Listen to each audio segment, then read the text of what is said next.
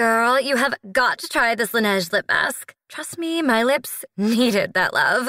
Love these vanilla vibes from Kayali. That top note is just so smooth.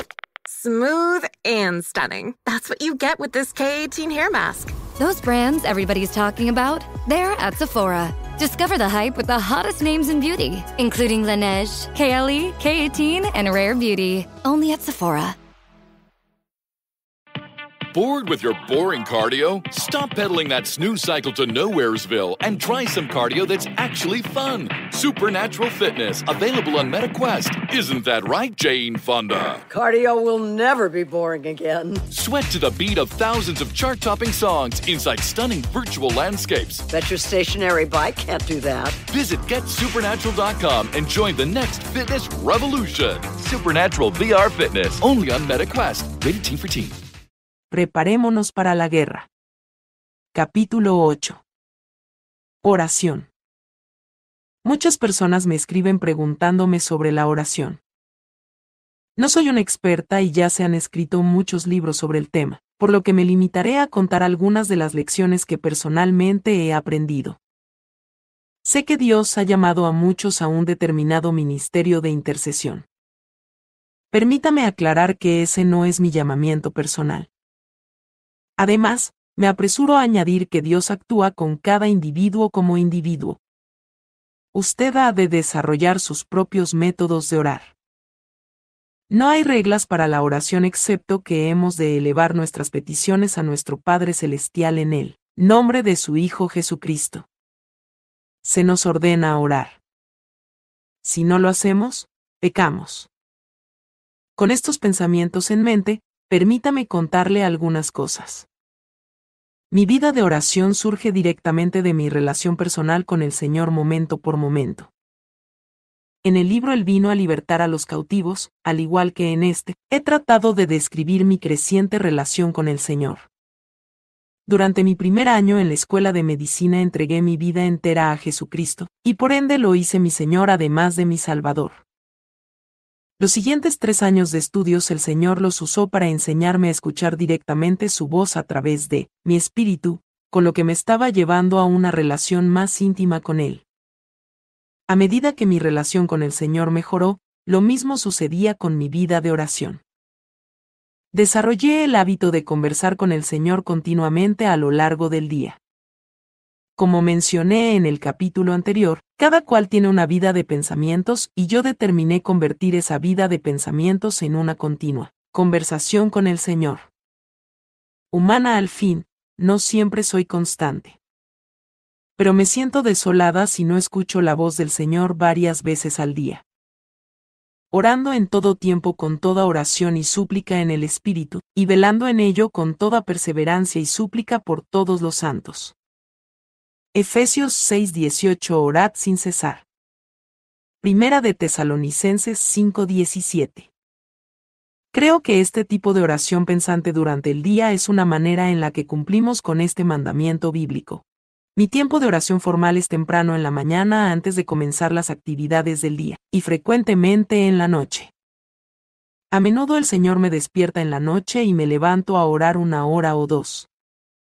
Son momentos especiales y preciosos para mí. Estos momentos de oración formal los paso a menudo de rodillas o rostro en tierra ante el Señor. Pero muchas veces, simplemente oro sentada fuera de la casa contemplando un amanecer o un atardecer con el Señor.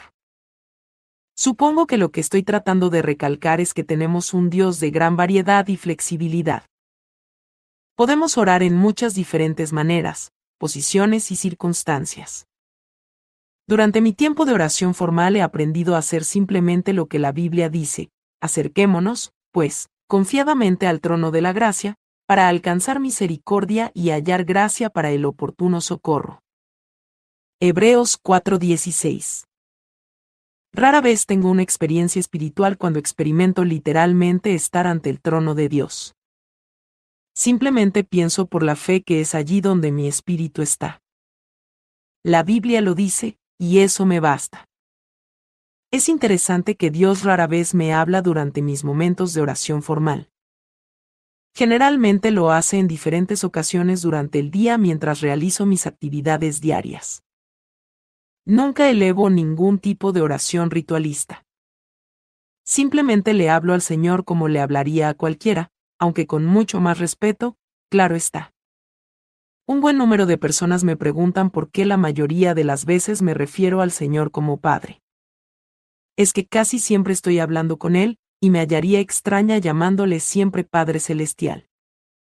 No creo que sea falta de respeto. A nadie más llamo así en el cielo o en la tierra. Con esto obedezco también lo que dice, Jesús dijo, y no llaméis Padre vuestro a nadie en la tierra, porque uno es vuestro Padre, el que está en los cielos. Mateo 23:9. Muchas veces la gente me pregunta cómo oro en cuanto a protección, alimentos, pago de las cuentas, etc. Mi respuesta es, no oro. Ya tengo un pacto con el Señor en cuanto a esas cosas y no creo necesario malgastar su tiempo y el mío orando, por cosas que ya están incluidas en un pacto. Mi parte es andar en obediencia al Señor, y la suya es darme el sustento y guiarme. Frecuentemente oro por un asunto en particular solo una vez.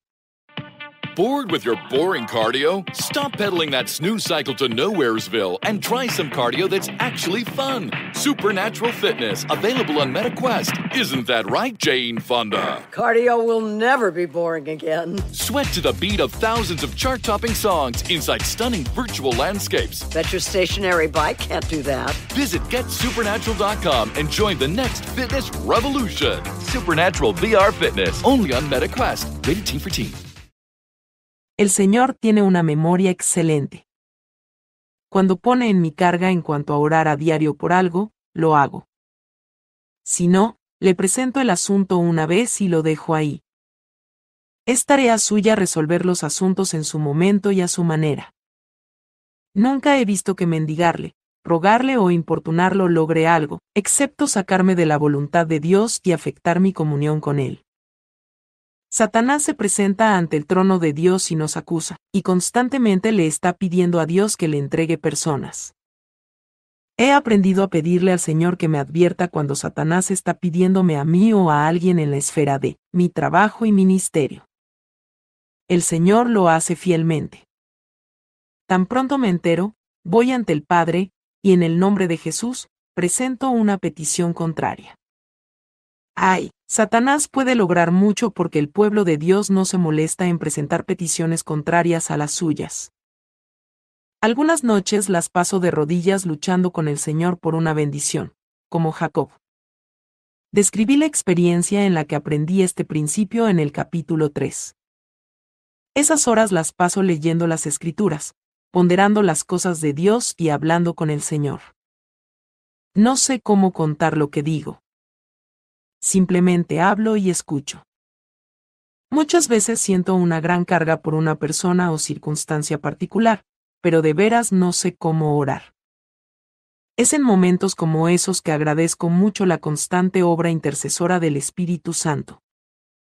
Simplemente le pido al Espíritu Santo que interceda por mí y oro lo mejor que se debe en una situación así.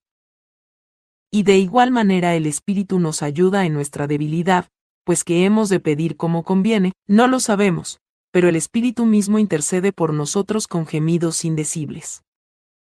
Mas el que escudriña los corazones sabe cuál es la intención del Espíritu, porque conforme a la voluntad de Dios intercede por los santos. Romanos 8:26-27. Esto me lleva a un punto importante. Siempre debemos seguir las pautas del Padre nuestro. Padre, sea hecha tu voluntad, como en el cielo, así también en la tierra. Muchas veces hacemos tercas demandas del Señor para resolver una situación de cierta manera, y nuestra manera no es la correcta. A menudo lo que nos parece bien no es bien para el Señor. Estoy segura de que muchas veces el Señor concede lo que se le pide porque insistimos en suplicarlo y rogarlo, a pesar de que el Señor no considera que lo que se pide sea lo mejor para uno. Por lo tanto, a la postre uno sale perdiendo. Esto es particularmente cierto en casos de enfermedad y muerte. ¿Cuántas veces la gente ruega e importuna al Señor por la vida de un niño enfermo, por ejemplo, ¿cuándo quizás el Señor quiere llevárselo para evitarle intensos sufrimientos en el futuro? ¿Cuántas veces el Señor quiere llevarse a uno de sus siervos para que no se aleje de él en el futuro? No debemos dar por sentado que seguir viviendo sea lo mejor. Debemos tener la precaución de decir siempre, Padre, hágase tu voluntad. La historia del rey Ezequías es un ejemplo de esto, ejemplo que haríamos bien en estudiar sobriamente y en oración. Ezequías había servido fielmente al Señor durante su vida. Un día cayó enfermo. En aquellos días Ezequías cayó enfermo de muerte. Y vino a él el profeta Isaías, hijo de Amós, y le dijo, Jehová dice así, ordena tu casa, porque morirás, y no vivirás. Entonces él volvió su rostro a la pared, y oró a Jehová y dijo, Te ruego, oh Jehová, te ruego que hagas memoria de que he andado delante de ti en verdad y con íntegro corazón, y que he hecho las cosas que te agradan. Y lloró Ezequías con gran lloro. Segunda de Reyes 21:3. El Señor escuchó la oración de Ezequías y se fijó en sus muchas lágrimas. Por eso volvió a enviar al profeta con este mensaje, Yo he oído tu oración, y he visto tus lágrimas. He aquí que yo te sano, y añadiré a tus días 15 años. Segunda de Reyes 25:6. Quizás nuestra primera reacción ante esta respuesta sea, ¡qué ejemplo tan maravilloso de la misericordia de Dios y su respuesta a la oración de un hombre recto! Pero, ¿en realidad era buena la petición de Ezequías a los ojos de Dios? Yo diría que los siguientes 15 años de su vida demuestran que no lo fue. Dos cosas importantes ocurrieron. Primero, que Ezequías se volvió orgulloso y recibió a unos representantes del rey de Babilonia y les mostró todos sus tesoros. Y Ezequías los oyó, y les mostró toda la casa de sus tesoros, plata, oro, y especias, y ungüentos preciosos, y la casa de sus armas, y todo lo que había en sus tesoros. Ninguna cosa quedó que Ezequías no les mostrase, así en su casa como en todos sus dominios. Entonces el profeta Isaías vino al rey Ezequías, y le dijo, ¿qué dijeron aquellos varones, y de dónde vinieron a ti? Y Ezequías le respondió, de lejanas tierras han venido, de Babilonia. Y él le volvió a decir, ¿qué vieron en tu casa? Y Ezequías respondió, vieron todo lo que había en mi casa, nada quedó en mis tesoros que no les mostrase. Entonces Isaías dijo a Ezequías, oye palabra de Jehová, he aquí vienen días en que todo lo que está en tu casa, y todo lo que tus padres han atesorado hasta hoy, será llevado a Babilonia, sin quedar nada, dijo Jehová. Y de tus hijos que saldrán de ti, que habrás engendrado, tomarán, y serán eunucos en el palacio del rey de Babilonia. Segunda de Reyes 20:13-18. Pero esto no fue todo. Durante ese periodo de 15 años Ezequías tuvo también un hijo llamado Manasés. Esto es lo que Manasés hizo tras la muerte de su padre. Y Manasés los indujo a que hiciesen más mal que las naciones que Jehová destruyó delante de los hijos de Israel. Fuera de esto, derramó Manasés mucha sangre inocente en gran manera, hasta llenar a Jerusalén de extremo a extremo. Segunda de Reyes 21:9-16. Como resultado de la acción de Manasés, el Señor envió juicio contra Israel. Habló pues Jehová, por medio de sus siervos los profetas, diciendo, por cuanto Manasés rey de Judá ha hecho estas abominaciones, y ha hecho más mal que todo lo que hicieron los amorreos que fueron antes de él, y también ha hecho pecar a Judá con sus ídolos. Por tanto, así ha dicho Jehová el Dios de Israel, he aquí yo traigo tal mal sobre Jerusalén y sobre Judá, que al que lo oyere le retiñirán ambos oídos. Segunda de Reyes 21:10-12.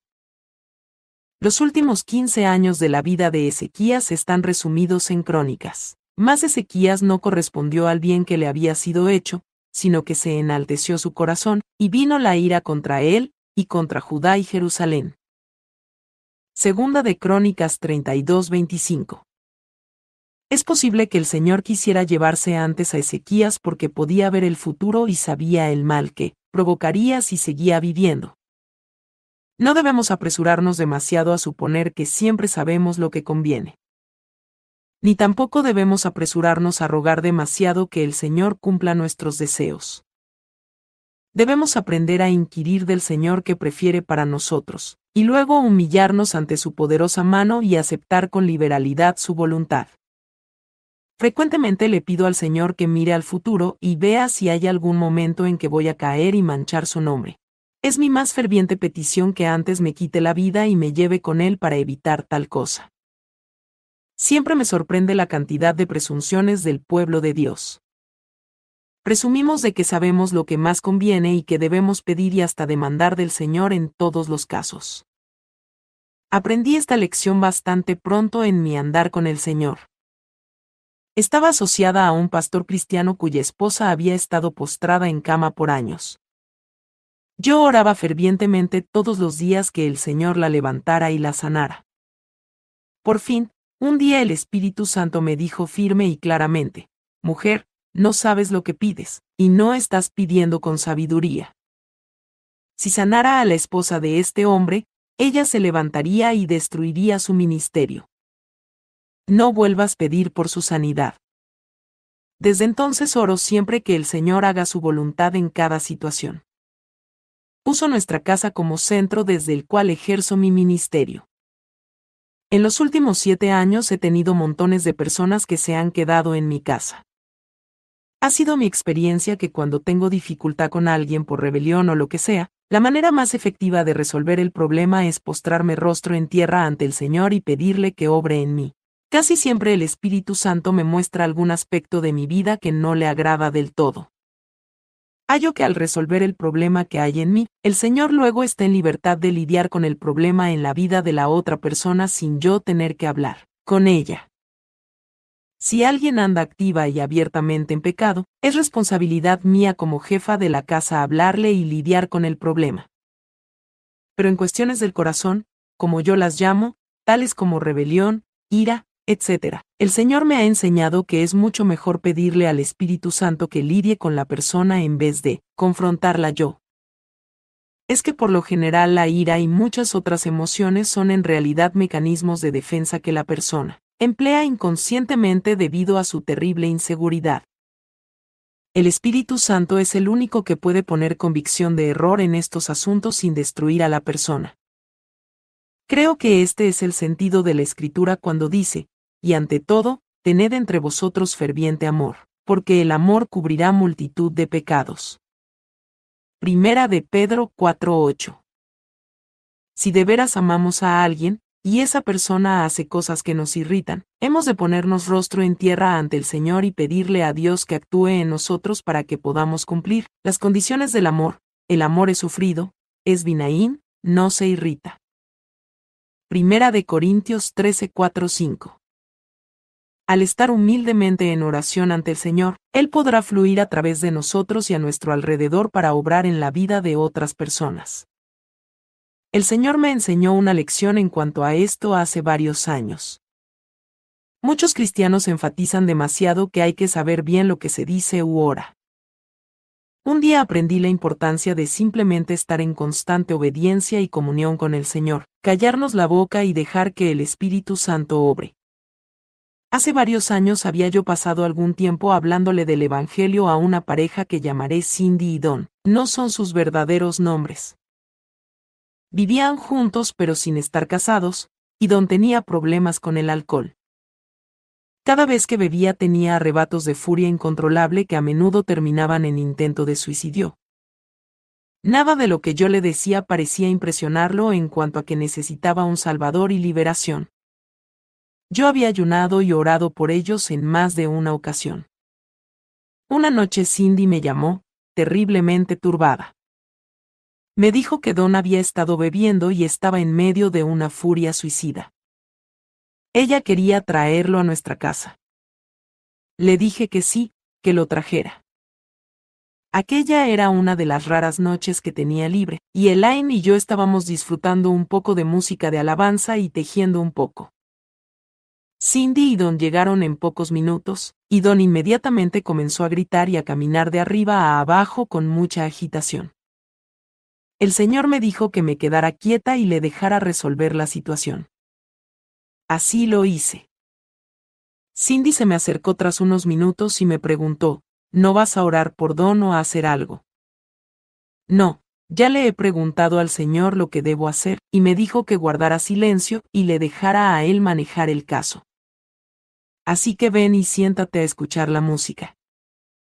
Don estuvo caminando de un lado a otro por más de una hora. De repente, se sentó en una silla y me pidió café. Inmediatamente me levanté y fui a la cocina a preparárselo. Entonces nos sentamos en silencio por otra hora.